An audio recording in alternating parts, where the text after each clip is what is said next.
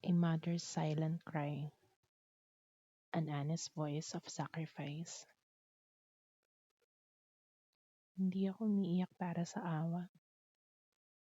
Umiiyak ako dahil pagod na ako. Pagod magpuyat, mag-alaga, magtiis.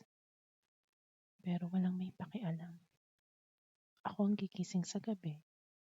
Ako ang laging huling kumain. Ako ang unang gumigising. Pero huling naiintindihan. Kala nila madali na ang pagiging ina natural lang.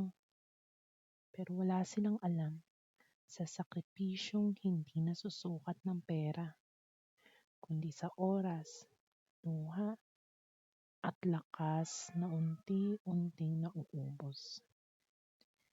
Hindi ko pinagsisisihan ang pagiging ina.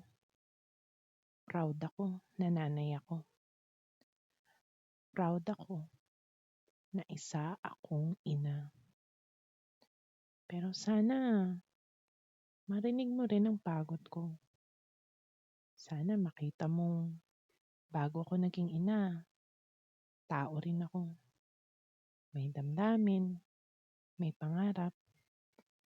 Minsan, kadalasan, kailangan ko rin ng yakap.